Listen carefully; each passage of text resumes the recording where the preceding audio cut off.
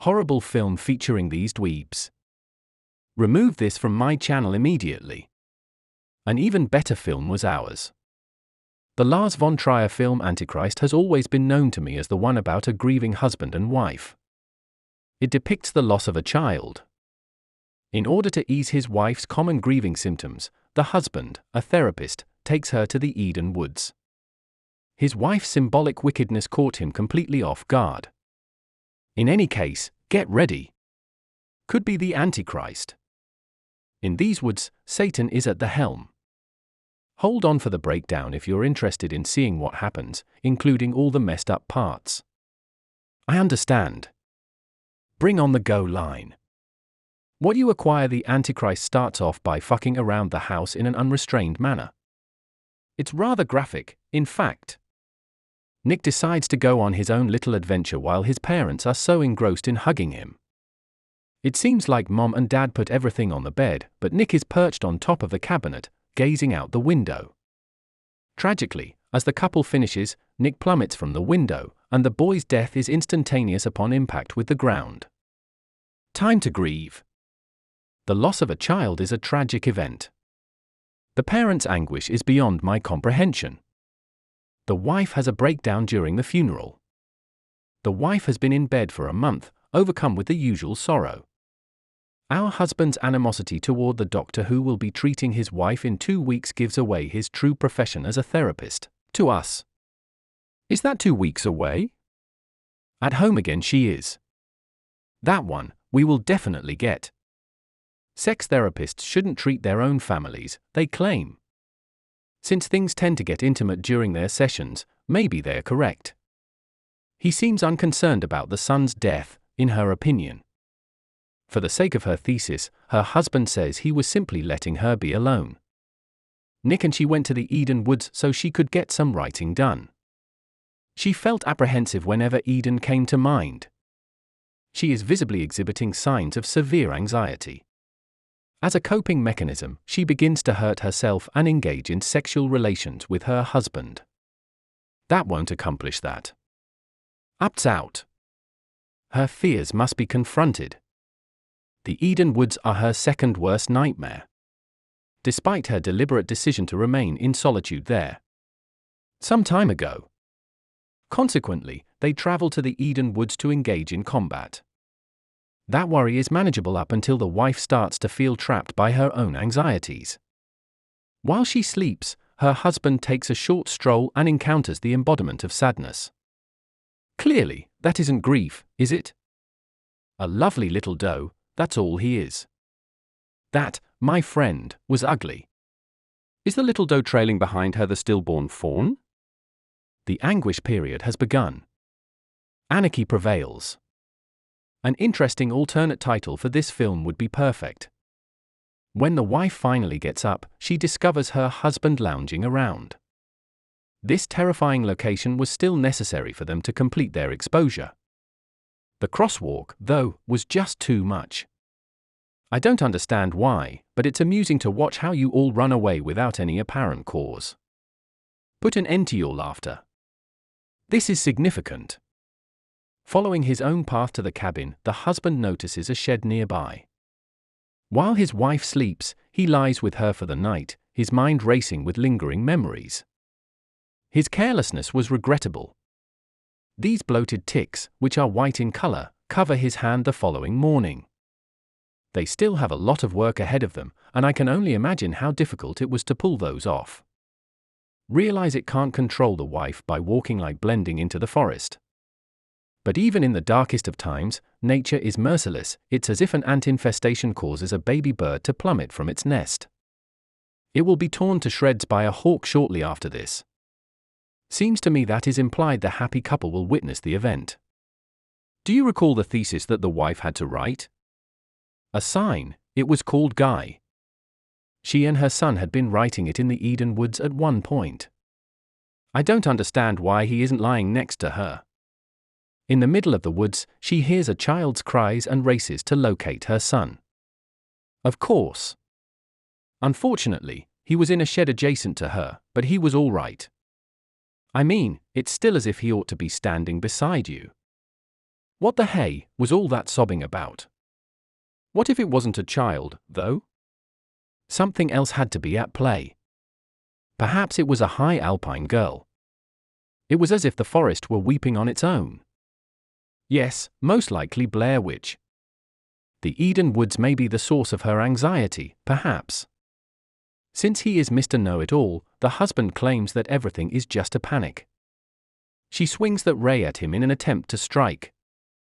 Endless mystery. Something to do. I suppose it's challenging to provide an explanation when someone rejects your claims. Still, he's a therapist, so. She believes that the entire natural world is Satan's church, as is revealed in another break. It follows that Satan must be her greatest fear if that is so. One day later. So Satan's church isn't a threat to her. She exudes self-assurance and bravery. Free from the terror she had endured. This is strange, as Mr. Know-it-all is well aware. He disbelieved her, and she is furious with him for it. It seemed like the husband's old nightmares started leaking into real life after she left. Assuming that the couple's mental illness started with Perfect Blue, I wouldn't be shocked. The husband walks around the area where he feels the discomfort. While in actuality he does come across a wounded fox, he witnesses the animal devouring its own flesh. Severe disorder is proclaimed. To witness its endearing nature, you need only watch this video for yourself. No. Right now, we're in a depressing arc. We don't engage in despair on this property, because occasionally the husband peeks into the attic and witnesses numerous cases of women being tortured or executed. I suppose he stumbles upon his wife's thesis from the witchcraft era, but the legibility of it deteriorates with each page. The book delves into the dark arts of witchcraft and the brutal methods used to expose them. If male and female traits are equally bad, then it follows that human nature is inherently bad. It's the wife's argument, anyhow. The wife has come to accept the view that all women are fundamentally bad. That wasn't how her thesis began. If he doesn't hit her during their impromptu sex sessions, maybe that's why she wants him to. Unafraid, she boldly goes nude and masturbates under a large tree. Simply click the BitU link in the description if you would like to see me go into more detail about these answer scenes. This is just another video that discusses the censored content. They have sex beneath this entrance, and her husband appears to join her, leading her to wonder if it was all a dream. Therefore, we have arrived at this point. At the same moment that he realizes that she is her worst fear, we enter the reason why this film is so unsettling. In order to get that cat on him, she knocks him down. He tries to reassure her of his love by telling her it over and over, but she accuses him of lying and smashes a wooden block against his buttocks. Everyone was hurt by that. Jingle a bell or a kitten. What comes next, I will not reveal. Click on that skank you link to, you clearly want to see it. I must therefore do. Blood spurts forth as she rips him to shreds. It's on her shirt to a certain extent. Surely that assault would cause someone to faint. A bolted grindstone is stuck in his leg when he wakes up, and he's hyperventilating. Even though Homeboy is in excruciating pain, he is unable to remove it as Lil Mama discarded the French.